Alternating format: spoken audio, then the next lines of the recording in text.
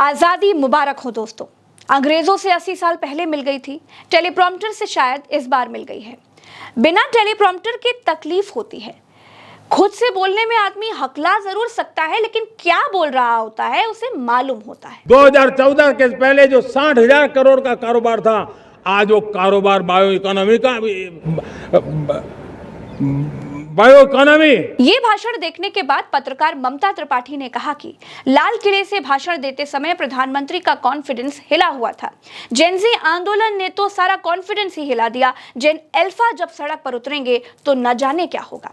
इसके बाद पेशे से एडवोकेट विजय सिंह कहते हैं, कभी शब्दों से माहौल बना देते थे, अब वही शब्द संभालना मुश्किल हो रहा है। आवाज में पहले वाली धार नहीं, चेहरे पर पहले वाला भरोसा नहीं। 2014 के पहले जो 60,000 करोड़ का कारोबार था, आज वो कारोबार बायो इकोनॉमी।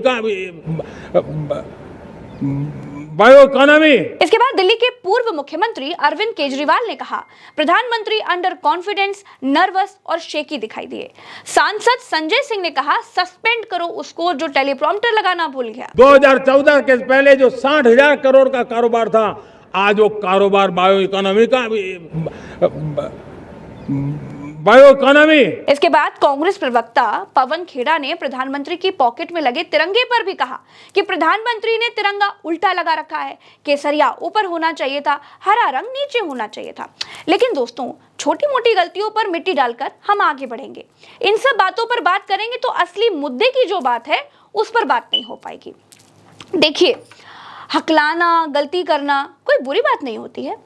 असली बात वही है जो पत्रकार ममता त्रिपाठी ने कही। जेन ज़ी आंदोलन और स्कूलों में शुरू हो चुके जेन अल्फा आंदोलनों से उस सरकार का कॉन्फिडेंस हिल चुका है जो हिंदुओं को मुसलमानों से डराकर वोट लेती है। युवा अब धर्म की बात छोड़कर कर्म की बात करने लगे हैं, सरकार की अकाउंटेबिलिटी तय करने लगे हैं। लाल किले से प्रधानमंत्री ने इसे हथियारी नक्सल और दिमागी नक्सल से जोड़कर अपनी अकाउंटेबिलिटी से बचने की कोशिश की। देखिए, जंगलों में हमें हथियारी नक्सलों का खात्मा बुलाने में, उस संकट से देश को मुक्त कराने में सफलता मिली है। लेकिन हथियारी नक्सल तो गए, लेकिन दिमागी नक्सल, ये दिमागी नक्सल मौके की तलाश में है।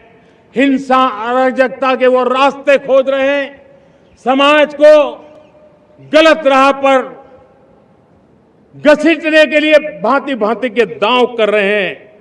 इन दिमागी नक्सलियों को पहचानना होगा, इन दिमागी नक्सलियों को आइसोलेट करना होगा। दिमागी नक्सल कौन है? क्या वो जो जंतर मंतर पर आंदोलन करके शिक्षा मंत्री का इस्तीफा ले गए? दिमागी नक्सल कौन है? क्या वो जेन अल्फा जो स्कूलों में, इंटर कॉलेजों में अपने अधिकार के लिए आंदोलन कर रहे हैं? दोस्तों, आज 15 अगस्त के दिन सांसद संजय सिंह सुल्तानपुर पहुंचे। वहां किसी भी चीज की व्यवस्था नहीं थी। पानी पीने का हैंडपंप गो वेंट गॉन हुआ मिला। देखिए, कुछ नहीं इसमें भैया, कुछ फ्री है, एकदम सब फ्री है। हैंडपंप गोवेंट गान हो गया। प्रधानमंत्री जिस जंगल वाले हथियारी नक्सल की तरफ इशारा कर रहे हैं, वो नक्सली बने अपनी जल, जंगल और जमीन की मांगों के साथ।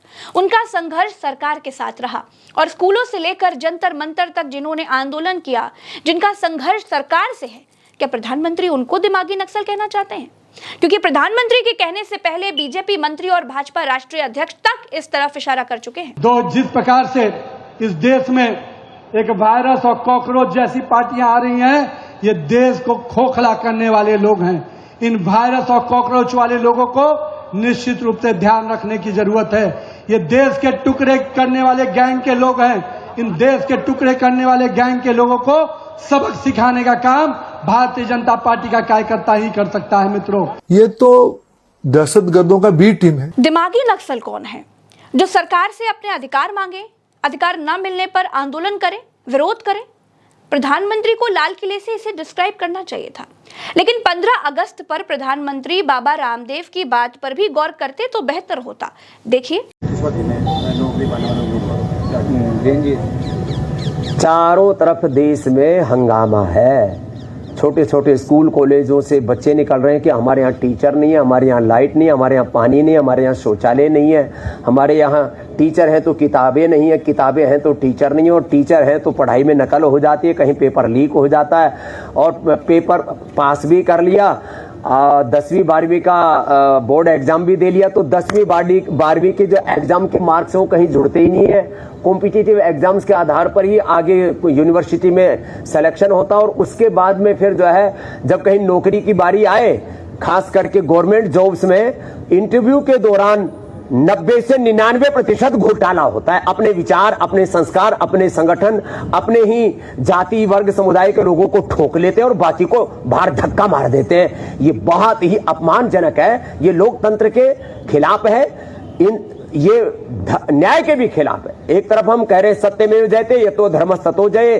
हमने शासकीय उद्घोष बना दिए, और वहां जब किसी को इंटरव्यू की बारी आती है तो 10 में से पहले से ही तय करके और पैसे लेके 25-50 लाख 1-1 करोड़ रुपए की रिश्वत लेकर के फिर भर्ती करते हैं। अब ऐसे ही आंदोलन करना पड़ा तो देश कैसे चलेगा? इसलिए भाई सुधर जाओ, नहीं तो देश में आंदोलन और ज्यादा भी हो सकते हैं। आंदोलन के नाम पर मैं अराजकता, अनार्की का समर्थक नहीं हूं, लेकिन भाई ये बात तो जरूर है, देश में घपला भी बहुत है।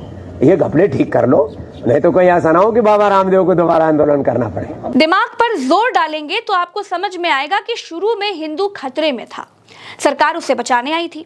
फिर किसी बुद्धिजीवी ने कहा कि लगेगी आग तो आएंगे आपके घर भी जद में। यहाँ सिर्फ मुसलमानों के ही मकान थोड़ी हैं।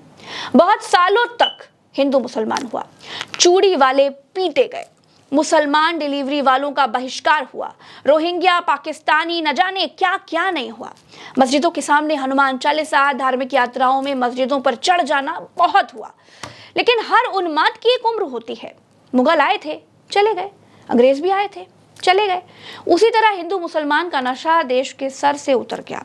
अब जब बहुसंख्यक आबादी सरकार से वो करने को कह रही है जो सरकार को असल में करना चाहिए, तब सरकार को समझ नहीं आ रहा है कि वो क्या करे। प्रधानमंत्री को समझ में आया कि फ्रांस कहने से और खड़े मोबाइल से वीडियो बनाने से बात बन जाएगी, लेकिन बनी नहीं। फ्रेंड्स, दोस्तों, कभी 2024 की बात, कभी 2047 की बात।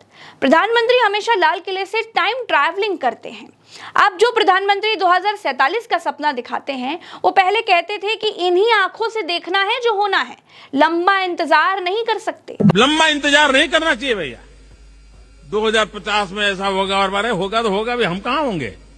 इसी आंखों से सपने पूरे होते देखना है दोस्तों। 12 साल से भाषण में जो कहा जा रहा है वो करना भी पड़ता है भाई। शायद प्रधानमंत्री इतने सालों से टेलीप्रॉम्प्टर देखकर पढ़ रहे थे, इसीलिए उनको याद ही ना रहता हो। अब कागज में देखकर पढ़ रहे हैं तो शायद कुछ याद रह जाए। 2014 के पहले जो 60,000 करोड़ का कारोबार था, आज वो कारोबार बायो इकोनॉमी। दोस्तों, प्रधानमंत्री ने लाल किले से कहा कि आने वाले 1 साल में 1 करोड़ लोगों को एआई स्किल की ट्रेनिंग देंगे। कितने? 1 करोड़। लाल किले से मैं देश के नौजवानों के लिए घोषणा करना चाहता हूं। हमने तय किया है कि आने वाले 1 वर्ष में 1 करोड़ युवाओं को एआई स्किल के लिए ट्रेनिंग देने का हम काम करेंगे, ताकि हमारा देश का नौजवान एआई की दुनिया में भी नेतृत्व करने का सामर्थ्य। लाल किले से ये घोषणा करने में उनको गर्व हो रहा होगा, लेकिन इस घोषणा का प्रत्यक्ष कोई मतलब नहीं है, क्योंकि जो एआई सीखना चाहता है वो सीख रहा है। जैसे प्रधानमंत्री ने रोजगार देने के नाम पर पकौड़ा बनाने को भी रोजगार में शामिल कर दिया, वैसे ही एआई ट्रेनिंग भी दी जाएगी। प्रधानमंत्री ने लाल किले से फ्री कोचिंग देने की भी घोषणा की। यूपी में हजारों सरकारी स्कूल बंद करके फ्री कोचिंग की घोषणा कर दी गई है। स्कूल चला नहीं पा रहे हैं, फ्री कोचिंग की घोषणा कर रहे हैं। ताली बजाइए, ताली। मेरे प्यारे देशवासियों, हमारे मध्यम वर्गीय परिवारों के सामने एक बहुत बड़ा बोझ बन चुका है कोचिंग क्लासेस की स्पर्धा। हर माँ बाप को लग रहा है कि कोचिंग क्लास में बच्चे को नहीं भेजा तो हम प्रतिष्ठित परिवार नहीं है।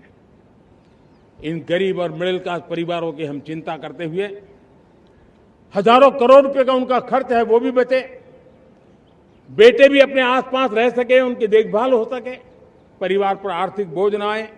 और इसलिए हमने युवाओं के लिए विभिन्न परीक्षाओं की फ्री ऑनलाइन कोचिंग हमने करने का निर्णय किया है। डिजिटल पब्लिक इंफ्रास्ट्रक्चर है, हमारे पास उत्तम टैलेंट है, टीचर्स हैं। उन संसाधनों को जोड़ करके हम देश के नौजवानों को फ्री कोचिंग देने का एक पूरा नेटवर्क हम खड़ा करने वाले हैं। मेरे प्यारे देशवासी, अब 15 अगस्त को बाबा रामदेव को भी सुन लेना चाहिए। हर साल 2 करोड़ नौकरी कहाँ मिल रही है, कौन से प्रायद्वीप पर मिल रही है, किसी को नहीं मालूम। किसानों की आय दोगुनी करने का वादा था, अब तो प्रधानमंत्री अपना वादा भी भूल चुके होंगे। सबको पक्का घर मिलेगा, ये भी वादा था। अगर प्रधानमंत्री जी च्यवनप्राश खाते होंगे तो उनको याद होगा कि 2022 तक हर गरीब को पक्का घर देने का वादा उन्होंने ही किया था। हम 2022 तक हर गरीब के पास अपना पक्का घर हो, इसके लिए काम कर रहे हैं। और ये मोदी है, ये चौकीदार है। 2022 तक हर किसी को पक्का घर देकर के ही सांस लेने वाला है। 100 स्मार्ट सिटी का जुमला भी खुद को मुंह नहीं दिखा पा रहा है। विश्वगुरु का डमरू ऐसा है कि जब चाहो तब मन मर्जी के बजा दो। एक बात और है जो बहुत जरूरी है दोस्तों, वीडियो स्किप करने जा रहे हैं तो स्किप बटन से उंगली हटा लीजिए, क्योंकि प्रज्ञा मिश्रा जब बात करती है तो तथ्यों पर बात करती है। जब प्रधानमंत्री लाल किले से उबाऊ भाषण दे रहे थे तो इथेनॉल क्रांति के जनक, घटिया सड़कों के जिम्मेदार नितिन गडकरी जी आंख बंद करके निद्रासन का आनंद ले रहे थे। उनको प्रधानमंत्री के बोल बचनों में कोई रुचि नहीं थी। बाकी दोस्तों वीडियो खत्म करते हैं, लेकिन इन नमूनों को भी देखते जाइए जो 15 अगस्त पर भाजपा के झंडे से ध्वजारोहण कर रहे हैं। चलते हैं। राम राम, दुआ सलाम, जय हिंद, नमस्कार।